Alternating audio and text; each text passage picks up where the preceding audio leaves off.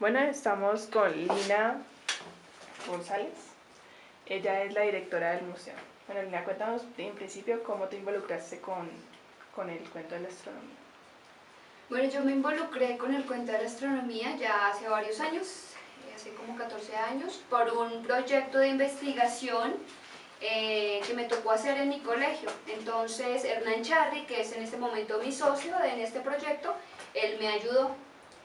Y pues ya después empecé a trabajar con él en su museo y empecé a conocer la astronomía un poco más, a entender lo que veía, esos puntos luminosos del cielo. Entendí que eran estrellas, observar por telescopios, entonces fue como amor a primera vista y desde esa época empecé a investigar más, a estudiar y a trabajar en este Sería tema. hace más de 14 años. Más o menos 14 años. ¿Cuál crees tú que ha sido el mayor impacto de la comunidad?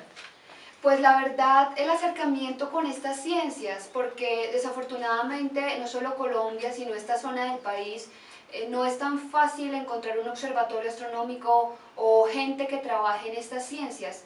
Entonces yo pienso que esto le abre la mente a las personas, a los visitantes, a los que por lo menos dicen, oiga, existe un observatorio astronómico, por lo menos le queda una curiosidad de qué es. Entonces yo creo que este sitio ha servido como para eso, para que la gente se dé cuenta que hay un poquito más. ¿Cuáles han sido como los proyectos bandera del museo a lo largo de estos años? A ver, los proyectos bandera del museo, pues en sí como tal, no solo es la creación de la sede del museo, sino también, por ejemplo, tenemos Hermes, que fue proyecto Hermes Bandera, uno de los más representativos. ¿Cómo fue el proyecto Hermes? ¿De qué se trató? Bueno, Hermes fue un proyecto que quisimos hacer hace casi 6 años, si no estoy mal, y era enviar a una ratica de laboratorio a 80 kilómetros de altura en un cohete, hecho acá, pues todo en Colombia. Entonces se les aplicó a la ratica una cosa que se llama condicionamiento operante, porque la rata tenía que hacer una misión, no era solo el viaje de ir y venir, sino ella tenía que hacer una operación durante ese periodo. Entonces se hicieron igual muchísimas pruebas con la rata, se metió en centrífuga, se lanzó en paracaídas y una serie de cosas que también se le aplican a los astronautas, midiendo exactamente cómo le afectaba o si le afectaba o no la velocidad, la aceleración.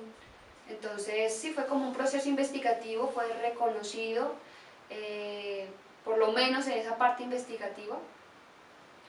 Y nada, nuestro interés sobre todo era que Colombia se diera cuenta que esto no es un imposible, que no solo lanzar cohetes le corresponde a la NASA o a los países supremamente, pues ya muy potencias mundiales, sino que acá existen personas que les gusta, hay conocimiento y que se puede hacer. ¿Cuál es el valor agregado que tiene el museo en esa parte colombiana de la El valor astronomía? agregado es que realmente acá todo lo que hemos hecho, lo hemos hecho, o sea, la mayoría de cosas es producto pues hecho acá en casa. El telescopio también es algo interesante de hablar, de rescatar, porque es un telescopio que se creó acá, que se creó en Colombia. Se trajeron pues sí, los espejos, pero el resto se ensambló acá completamente acá. Se hizo también una estructura diferente a lo que es un observatorio convencional, es decir, la cúpula. Acá lo que utilizamos es techo corredizo, que hace la misma función, pero es más económico y más asequible pues para nuestra economía, ¿no? ¿Qué nos puedes contar del observatorio Muisca, que se encuentra a 8 kilómetros de distancia? Bueno, el Observatorio Astronómico Indígena es el sitio más importante que existe en Colombia a nivel astronómico, porque es un observatorio que pues fue creado hace más de 4000 años por nuestros ancestros, los muiscas, y estos señores manejaban unos conceptos muy elevados de astronomía, o por lo menos tenían conocimientos de que la Tierra es redonda, de nuestra latitud, que no es tan fácil predecirla, y ellos crearon es un instrumento en piedra, es como un reloj de piedra, pero grande, a una escala gigante. ¿Sí? Ya. Bueno, aquí nos puedes explicar un poco cómo funciona, Sí. ¿verdad? Aquí está la maqueta del observatorio. ¿Sí? Esto es más o menos si lo estuviésemos viendo como si fuésemos gigantes, como yo le explico a los niños. Entonces, Esta es una maqueta que hicimos precisamente para enseñarle a la gente más o menos cómo funciona, porque es más sencillo de verla pues como en una dimensión pequeña, ¿no? Entonces, ¿cómo funciona esto? Tenemos dos líneas de piedra, una al norte, otra al sur, y un goñón en el centro, o esto es un puntero, como tal. Este sería el oriente, occidente, norte y sur. ¿Listo? Y entonces este muñequito nos va a servir como, pues obviamente, una persona, como tal. Entonces, ¿qué pasa? Esto mide tanto solsticios como equinoccios. Solsticio significa sol quieto. Hay dos solsticios en el año, uno el 21 de junio y el otro el 21 de diciembre. ¿Sí?